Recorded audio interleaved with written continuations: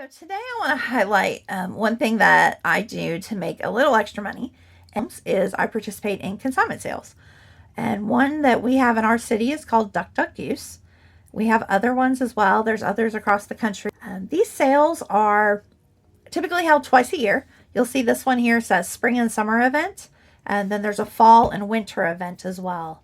And I like consignment sales for a number of reasons. First, when I've taken my things to a bricks and mortar kids consignment shop, they've usually given me about 25 cents on the item, which is pretty low. Although you're happy to get rid of it, you're happy to pass it on, then they're going to then mark it up pretty significantly, probably to $6 or $7 an item. And when I donate to Goodwill or a local rescue ministry, they take those items, and of course I don't get any money back. It is a donation. But they sell them in their stores. So they're still going to turn around and sell an item for $3, $4, or $5. And while the benefits go to that ministry, I want to make sure clothes are more accessible. I consign with Duck Duck Goose, and I do that because one, I know it gives access to items. I can control the pricing. So if I want something to be more accessible to folks, I can price it lower. They also do half price days. And then at the end of the sale, if you want, they'll donate the items. So it's really good. To me, it kind of benefits a variety of people. So I'm going to show you the consignment process. I'm going to show you how I consign, and then I'll actually show you what Duck Duck looks like. It's pretty cool. There are people that make a living out of consignment sales like Duck Duck, because once you tag your item, you can actually make it, Duck Duck uses the same barcodes for all of their sales. And Duck Duck is now a franchised group. So you'll see, I don't know if it's on this page. I don't think it is. They actually, so this is Bowling Green, Kentucky. They actually have additional sales in Chattanooga, Tri-Cities, Waynesville. This is Knoxville, Tennessee. So lots of different options. The other thing I love about Duck Duck is that you can volunteer to work, which increases your percentage of sales. And when you volunteer to work, you actually get to shop first. So if I'm looking for some items, snowsuits and things, or snow boots that we don't use very often for my kids, or some big toys that I don't want to spend hundreds of dollars on because I know they're going to break them in like 2 weeks, or they'll forget about that they want to use them, I'll get them at Duck Duck. So that's a good option for me to be able to get some things as well. So by consigning, I get the option. I don't know if you can see that, but consigners actually work first. Or get to shop first. So depending on how many shifts you work, you'll see it changes the time that you get to come shop. You can also they charge you $5 to register to hold your spot. But it does allow you to shop early, and some sales like Jack and Jewels, if you're doing a sale like that, the more shifts you work, the higher your percentages. So there's some great advantages to it to be able to pass off older clothes and then get back some newer clothes. So this is my consignment items ready to for me to tag. You'll see I have my rack that I made before. I keep it in my spare guest room. The garage is a little cold right now. Some people in their basement. So when I'm ready to consign, I pull it out and I get started. So you'll see you hang your items, you pin your items so they don't fall off the hanger, and then you tag them. And you can print barcodes off the website, and those barcodes are what they scan at the sales. You price your items accordingly at what you want to price them at. If you do a colored line, it means you get them back at the end of the sale. So I like to see what I sold and what I didn't sell. And then also, you can choose to have them go half price on the last day of the sale or not. And if you choose half price, when you print your barcodes, it'll actually say ND for no discount. And then you also have to put a red dot on your card. I do not do that. I let them go half price because I just want to get rid of them and see what sells. So this is my items separated because this particular sale is spring summer. I have some fall winter items that'll be ready for the next sale because the barcodes never change, which is great. So once I've coded it and I've had time to do barcodes, I can just hang on to those items, put them in a tub, and then when fall winter sale comes ready, I'm ready. They also take toys. So I've got my Easy Bake Oven ready to go. I've got the sheep. This is a farm set, Fisher-Price, Little People. So a variety of little things ready to go. And then I'm going to do pictures this time. So I've got some larger pictures because my kids are getting older. So I've switched out the alphabet pictures in their rooms. That was a baseball hat rack I had made. Just put little clear clips on, and we hung little hats, baby hats on there in the baby room. because we had a whole collection of boys' baby hats. So I'm going to get these things tagged because they take decor, they take toys, and I am so excited to show you the tagging process and then to show you the actual event. So this is me tagging. I've got my clothes hung up.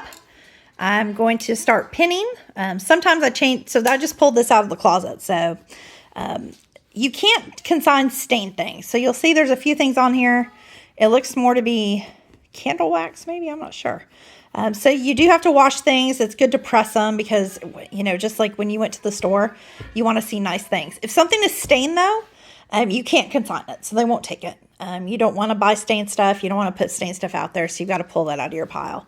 I also switch out hangers, so it's maybe more the cheaper hangers here. I do have a pile of hangers that I go and get from the dry cleaner. So they give me some hangers. Some dry cleaners charge, others will give them to you. And so I use those to switch out and keep the nicer hangers for us. You print barcodes on the website that you put in how much they are, whether you're going to have a discount or not, and how many you want. And then you print them. They're good for a lifetime. So I have some of these sheets I've had for years and years, and I just keep a consignment bucket ready to go. I keep my bucket here. I've got a little price guide I found on the internet that just made suggested prices based on the brand name and what you could consign things for. So for example, costumes, depending on brand names, swimwear, depending on brand names, boutique brands, better brands, basic. They don't have all the brands, but it gives you an idea. This is more of the infant page than some of the others. You can do shoes, you can do clothes, you can do pajamas, you know, all kinds of stuff, accessories. So you'll see there's various prices on there. And then I keep my little bucket of pins. Just so you know, around consignment time, if it's a big thing in your city, the stores will start running out of these. So you just want to go ahead and stock up on pins and note cards whenever you go to the store. And then I mentioned the barcode line. So I've had my daughter doing barcode, coloring the edges of the note cards. So we're ready to go. So I'm going to go through here. I'm going to switch out some of the hangers that I want to keep. And then I'm going to pin the rest and get those ready to consign. If I run out of time, I try to focus on the bigger name items, you know, items like, assuming I can fix the two little spots that are showing really well up on the camera. On this vest, I would focus on this as opposed to a kid's t-shirt, just because the t-shirt I'm only going to put in for $2. And a vest or maybe a dress shirt might go for $4 or $5, and even higher depending on the brand name. So I'm going to focus on those. I'm going to get those done. We are pinning. So you can pin, you're supposed to pin, they prefer in 2 corners, plus pinning your card on. I sometimes will just pin one corner and grab my card. You're doing it for 2 reasons. So it doesn't fall off in the sale, because the sale, you know, people are going through there pretty fast and it might get tugged on accidentally.